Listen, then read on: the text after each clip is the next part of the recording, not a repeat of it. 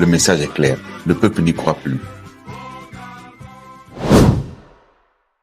Une nation qui veut aller de l'avant doit avoir le courage d'interroger son Vous parcours. connaîtrez la vérité et la vérité vous rendra libre.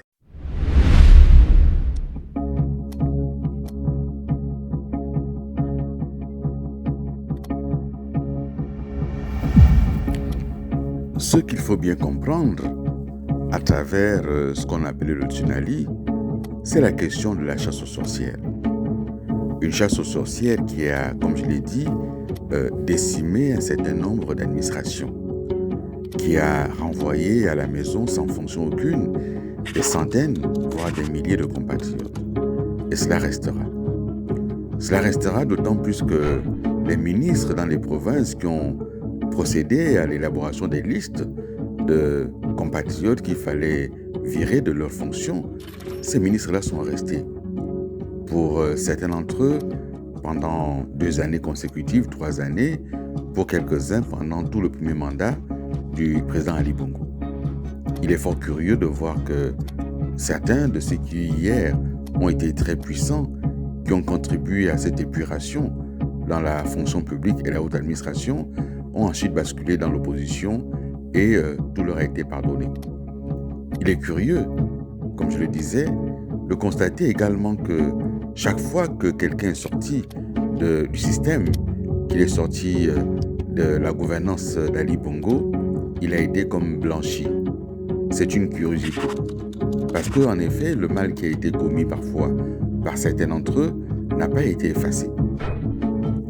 Dans cette période des premiers pas de ce nouveau régime, il se trouve que Paul Biya Yekemba, premier ministre du gouvernement, prépare sa déclaration de politique générale.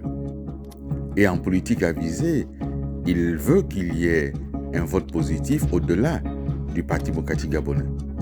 Il souhaite qu'il y ait d'autres partis politiques, de la majorité, voire un certain nombre de députés de l'opposition qui apportent leur contribution, leur vote positif à sa déclaration de politique générale.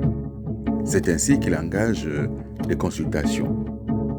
Et le groupe RPG auquel j'appartenais est consulté. Non seulement il est consulté en tant que groupe, mais nous sommes consultés également individuellement. Avec Marie-Madeleine Ningonanda, députée RPG comme moi de l'Ogwe-Vindo, nous sommes reçus par Paul Biya Yekemba. Et Paul Biya Yekemba sollicite donc les députés que nous étions, nous parvenions à voter positivement sa déclaration de politique générale. Nous lui posons une problématique simple. Étant originaire de l'Ogwe-Vindo, nous étions très gênés par la situation des réseaux routiers. Des promesses avaient été faites depuis très longtemps de bitumer l'axe Lalara, Ovang et Ovang-Makokou. Nous disons donc au Premier ministre Paul Biya Yekemba que s'il souhaite que nous parvenions à voter sa déclaration de politique générale, cette question-là était pour nous fondamentale. Je dois dire que cette question du bitumage de la route Lalara, Ovang-Makokou était prise en compte régulièrement par les députés originaires de Ogwe-Vindo. Mais avec Marie-Madeleine Ningonanda, qui avions une continuité géographique entre son siège de député, le siège du canton de Zoué, qui part de la commune d'Ovang, l'une des rives de la commune d'Ovang, jusqu'au village Bissou, qui est donc le dernier village avant le canton Tanlui, dont j'ai été le député jusqu'au 2e arrondissement de Nakokou et au 1er arrondissement. Il y avait donc une continuité géographique. Il y avait aussi le député Paul Essieman, dont le siège commençait à Koumameyong pour arriver à la commune d'Ovang. Et puis il y avait Raphaël Ngaouzé, qui était à l'Assemblée nationale, dont le siège commençait du côté de Oussa pour arriver jusqu'à Koumameyong et aller jusqu'à Boué. C'est un problème qui était régulièrement posé à l'Assemblée nationale. Paul Biya Yekemba nous écoute, Marie-Madeleine Ningonanda et moi, et il nous dit, mais écoutez, si j'inscris ce projet, est-ce que vous engagez à soutenir ma déclaration de politique générale? Nous nous y engageons.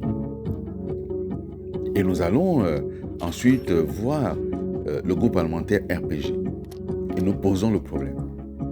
Bien sûr, nous en débattons. Et en solidarité, le groupe parlementaire RPG décide d'accorder la confiance à la déclaration de politique générale de Paul Biya Oguemba. Ainsi, au moment où Paul Biya Oguemba vient à l'Assemblée nationale pour sa déclaration de politique générale, l'ensemble du groupe parlementaire RPG vote pour. Je dis bien l'ensemble. Il y avait une absence pour maladie, le député de Medouna.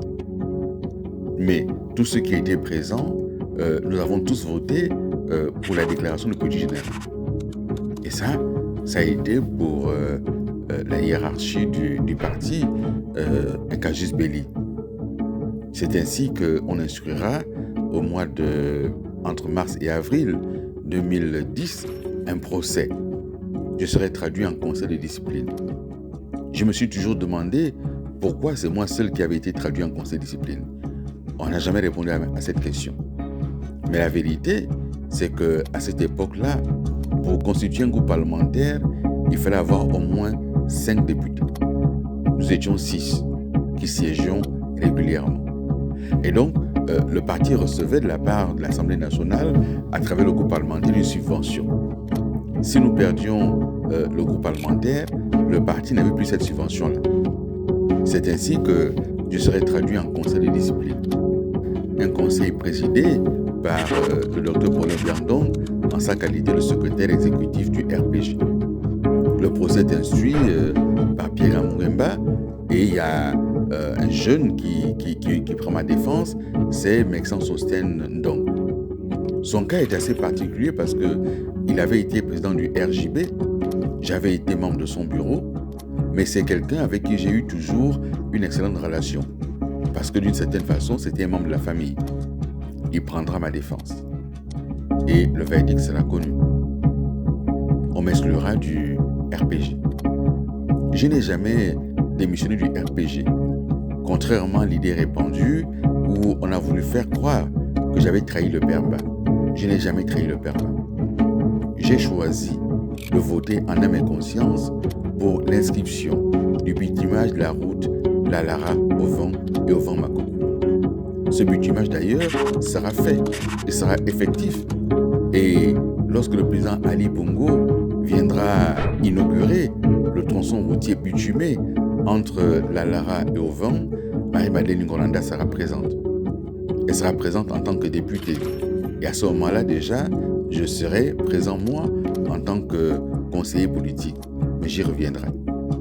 Et donc, cette exclusion du RPG a eu pour conséquence de quasiment mettre en jeu mon mandat de député. La hiérarchie du parti, par une lettre signée du père Babessol, saisira l'Assemblée nationale et même la Cour constitutionnelle. Mais l'Assemblée nationale et la Cour constitutionnelle estimeront que j'avais été élu, souvenez-vous, sous la bannière, la double bannière RPG-RDP et qu'il ne pouvait pas être possible que l'un des partis procède à mon exclusion. C'est ainsi que, par cet élément juridique, je parviendrai à sauver le siège. Et je continuerai donc à siéger à l'Assemblée nationale comme député RDP. C'est cela qui s'est produit. Lorsque j'entends aujourd'hui dire oui, mais Billy Bézé a trahi Babessol, je n'ai jamais trahi Babessol. J'ai eu le choix d'une part de l'accompagner dans la campagne présidentielle, d'être loyal, alors que j'avais eu d'autres propositions, mais lorsqu'il s'est agi de la question du réseau routier Lalara au vent Makoko, j'ai fait le choix de ce réseau routier. Et ça m'a valu l'exclusion du RPG. Nous lutterons pour toi toute notre vie.